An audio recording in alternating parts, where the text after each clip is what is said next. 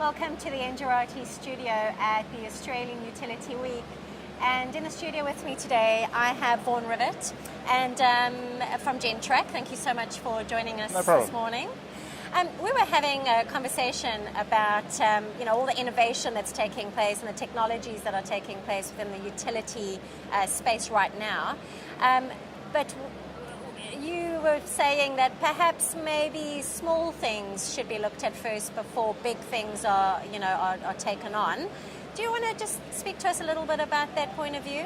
Absolutely. So I guess small things have a big effect, and we look at things like distributed workload, for instance. Yes. I have spent the last few years as a researcher researching the likes of ways that we can deliver clean water in third world countries, maybe better solar power, those sorts of things. And for me to be able to do this, I've been able to belong to a community called the World Community Grid, where I'm able to download to my computer pieces of work for it to do while it's not being used. And in fact, at the moment, I have a computer running in my garage, which is doing exactly that. And out of that, we've been able to identify things like new drug candidates for the likes of cancers. We've been able to research the likes of cures for HIV/AIDS, all of those sorts of things. But here I am, just a little person by myself, doing something which is quite small, but can have a big effect on somebody else's life on the other side of the planet. Right. So there are ways that I can actually participate in something that's bigger than myself. You know, you look at the likes of a contact centre within a utilities company, where really what the contact centre is doing for you is providing a way for the customer to call in and get somebody else to do something that they should be able to do for themselves, really, right? So at the end of the day, it could be that a consumer actually does what is really becoming a distributed contact centre in itself, where consumers are doing small amounts of work for the utility and really driving down that cost to serve. All right. So let's get to the consumer, because at the end of the day, I think this is where it's all going. Businesses are realising that actually the customer, is quite an important aspect to the business, and especially in the utility sector. Tell me how consumer behaviour is actually changing things for the utility in your view. Yeah, so consumer behaviour is changing really quickly, and the demographic is changing. And I guess one of the problems is that we think we know what the customer wants, but at the end of the day we don't. You look at the likes of Facebook, where we think everybody is on Facebook, but the younger generations have moved on, and we think they're on Snapchat, then they're on Instagram. Things are changing really, really quickly. So I guess it's a matter of really studying in real time, where are your consumers, where is your customer, where are they actually at, and what do they really need to have at any point in time. I guess you look at the likes of mobile apps, and I think the key thing for a lot of businesses is how do we create an app for our customers. Now, the problem is a lot of our customers don't actually use our apps. They download them, and the figures look great when we have a look on the app stores, tens of thousands of downloads, but they don't actually use them. On average, an average mobile phone has around about 30 apps on it, which have been downloaded. This is according to ComScore in the US. Wow. Now, of those 30 apps, on average 3 are used a day. And you know what the top 3 apps are? Facebook Messenger, YouTube, and Facebook. Now, the interesting thing is Facebook's actually separated out their Messenger product because they want that particular app to be the only app you need on a mobile phone. So we're seeing a whole lot of things with the likes of chatbots talking to enterprise systems, where perhaps the customer can go and actually ask, what's the balance of my bill at the moment, or what's my consumption, and get that information back. In fact, we've done a little bit of work around that at Gentrack, where you can actually do those sorts of things all through Facebook. So you get to have a conversation rather than just being fed data that the utility company may think you want. You start tying those things into artificial intelligence and cognitive computing, those sorts of things, and all of a sudden you've really got something which is almost human-like in the way it interacts. Yes. So, interesting that you said research there, because the paper that has just come out from Gentrack, basically a digital point of view of the company. Do you want to just give us a little bit of insight into what you guys have found as far as the utility space is concerned? Any interesting figures there that we can pull out, or any interesting... Yeah, I guess there's some key themes that really come through. Yeah. And these themes haven't really changed, and they've been around a long time, and I think we've kind of forgotten about them in our attempts to really be as profitable as we can. And it's really coming back to the customer. What is the customer experience? Yes. You know, how do we actually engage with the customer on their terms and their time and what they're doing?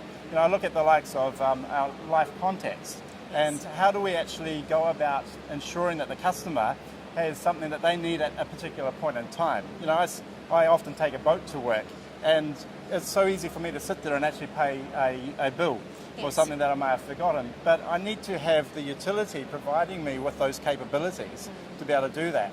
You know, brand trust and brand loyalty are really significant.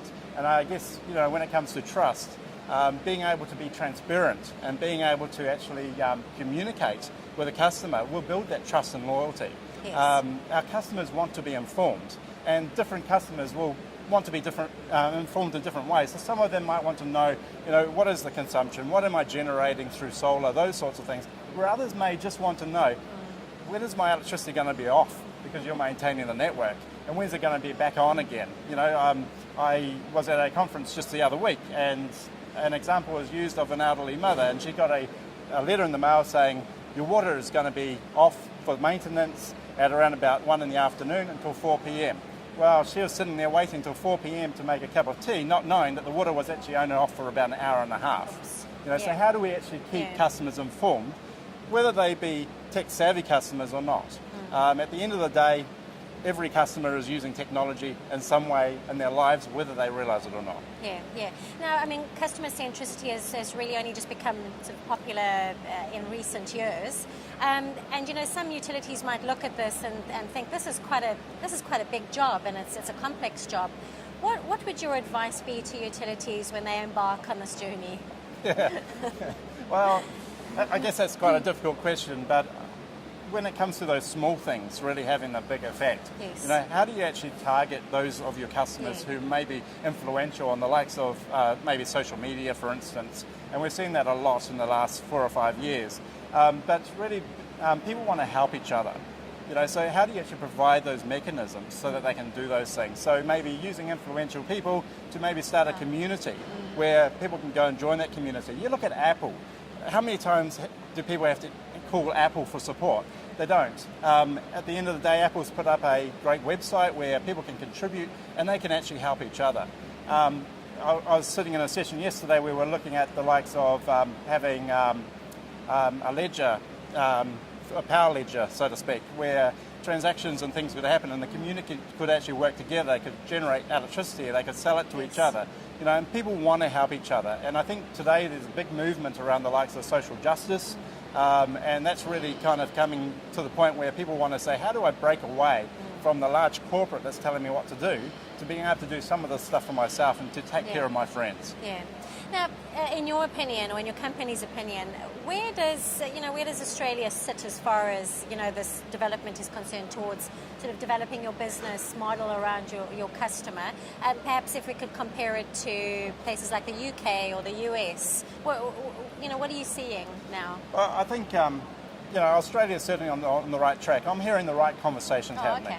I'm seeing documentation coming out of utility companies where we're actually seeing a lot of the way they kind of get their message across is in regards to things like customer experience or customer journey mapping. Yes. And there's a lot of that stuff being done now. I'm finding that when I'm talking to utilities companies that the people sitting around the table have changed. You know, a lot of those people are actually focused on that customer engagement and that customer experience. Yes. But I think, you know, it's one thing to look at Australia and the UK, but if we actually look at cross-industry type of things, when I look at the likes of Auckland Airport in New Zealand, they've done very well with this. But they've looked at the customer experience and they've said, well, when a customer actually comes in, we want them to spend as much money in our duty-free as possible. Yes. And they've determined that the holiday starts when the customer actually gets to the airport, and that's where they'll start spending that holiday money. So what they've actually done is they've said, well, from the time the customer purchases the ticket to the time they get on the plane, what are the key touch points in their lives? So they've done things like removing taxi services that were unreliable or were causing stress, so that the customer would arrive stress-free. And in fact, Uber is included in the taxis that they've actually allowed to remain at the airport. Oh, okay. Good to know. So they come through the whole passage, I guess, with immigration, all of those sorts of things, ready to actually spend that money. And I think we need to look at the different industries out there, because what's happening with the customer is they're benchmarking our industries within utilities Yes. based on their experience with the likes of banking and insurance and those sorts of things. Right. Okay. My final question to you: what would be your advice to utilities today before you leave? Start small. Do the small things. I think Yeah. we often miss the little things which are fairly cost efficient. They're not going to cost a lot of money. If they don't work, that's fine. We've only spent a few $1,000s on it. But do the small things, because the small things are the things that will have a big effect. Oh, sound advice. Vaughan, thank you so much for your time. I hope you enjoy the rest of the conference today. No problem. And to our viewers, thank you so much for joining us in the studio. Do have a look at our other interviews that have been loaded. Thank you.